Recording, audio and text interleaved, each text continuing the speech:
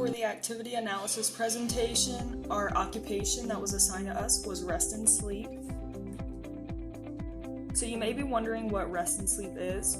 According to the occupational therapy framework, domain and process, it's defined as activities related to obtaining restorative rest and sleep to support healthy, active engagement in other occupations. The other three categories associated with rest and sleep include rest, sleep preparation, and sleep participation. The focus of our activity analysis will be primarily based on sleep preparation. Sleep preparation is exactly what it sounds like, preparing for sleep. And as you can see, there are a variety of things that could potentially take place during sleep preparation, anywhere from brushing your teeth to setting an alarm.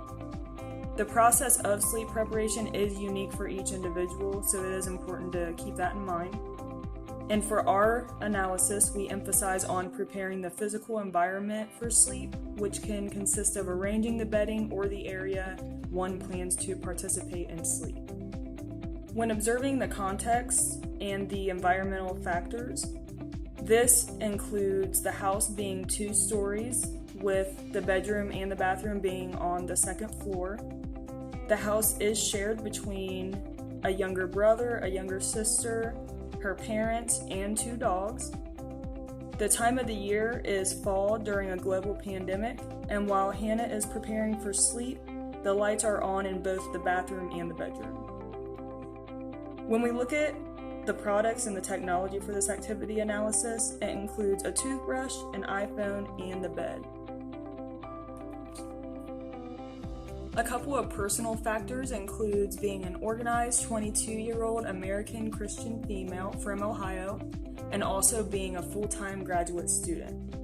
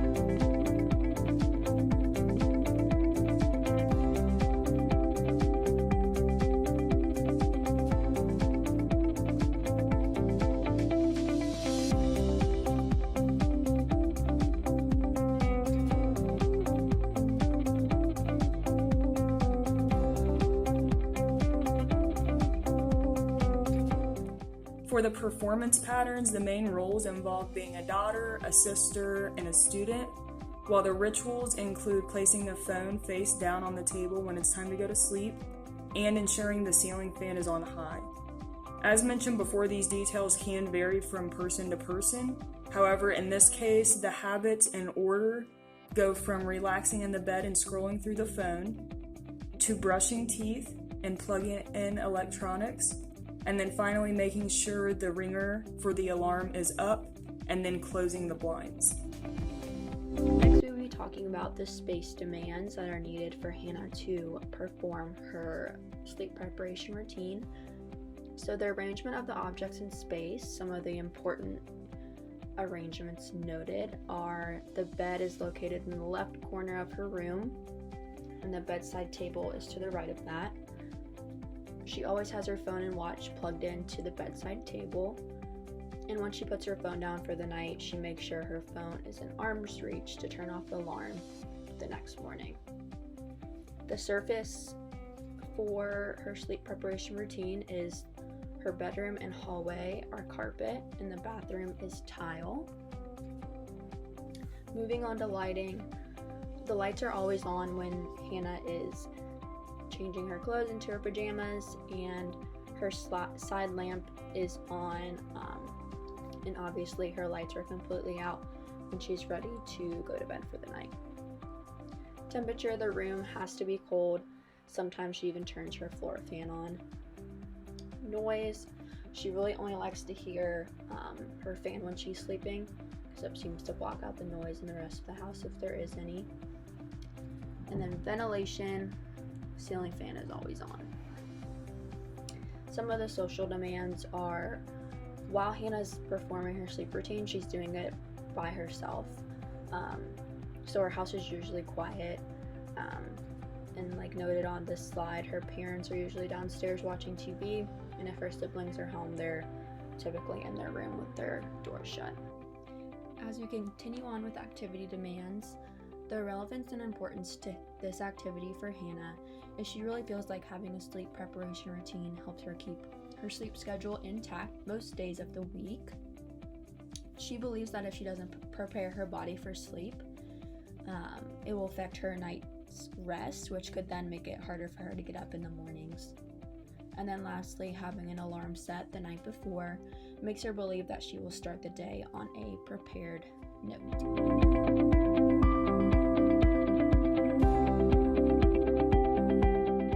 Hannah begins by grabbing her throw blanket, putting it on the floor, and then grabbing her decorative pillows and putting them by her closet. She then grabs her phone and then sits on her bed to set her alarm for the next morning.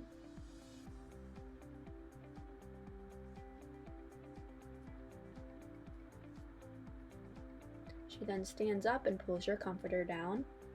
She sits back down and she plugs her phone in and then takes her watch off and plugs that in as well. She turns on her bedside lamp and then turns off her ceiling light, sits in bed and swings her legs under while she pulls the covers over her, takes off her glasses, grabs her phone, and gets comfortable.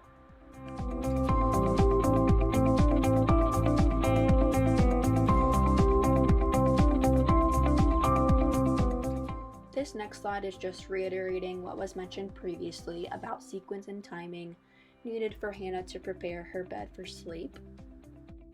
As we continue to talk about activity demands, this next slide is touching on the objects and objects properties used while preparing Hannah's bed for sleep.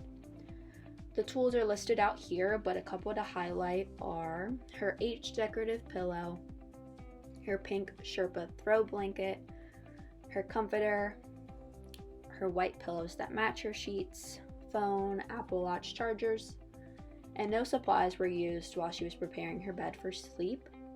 And then equipment, bed, ceiling fan and light, and bedside lamp. For the motor skills, there are a number of examples for our activity analysis of sleep preparation, and this includes stabilizing and positioning the body while leaning and bending over to prepare the bed, bending at the knees and hips when sitting on the bed, as well as sitting and coordinating leg movement while getting under the covers. And those are just a few. So the process skills begins with initiation of grabbing the blanket and removing the pillow. Next would be determining what would be the next steps after the previous steps are reached. And then finally, searching and locating for certain items or objects. When it comes to the social interaction, there is minimal to no social interaction because Hannah performs the activity by herself. Next, we will be talking about the body functions and related body structures needed to complete this activity successfully. Listed on the slide are the specific body functions that we felt were most important during this activity analysis. When talking about related body structures, some examples would be Hannah needs shoulder joint range of motion to reach the light switch, pillows, blanket, phone, and some other tools. She also needs joint mobility and stability in her lumbar and sacral vertebrae when she is bending over to grab objects off her bed. She also needs some specific brain structures like her frontal lobe, midbrain, diencephalon, cerebellum, and then also her spinal cord, along with a couple others for eye-hand coordination, especially when she is plugging in her electronics. This last slide is touching on ways to modify and grade this activity. So a way you could grade would be if the client has decreased shoulder range of motion, you could add a longer cord to the ceiling fan / light switches, and this would help decrease the amount of reach needed.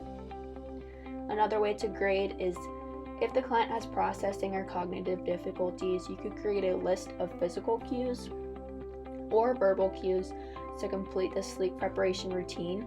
Depending on how much assistance is needed, you could either increase or decrease the amount of cues for successful completion. Lastly, to modify, if the client has balance or postural difficulties, you could have them sit on the bed while they are removing the blanket and pillows, or you could have them place those pillows on the side of the bed where that is not being occupied.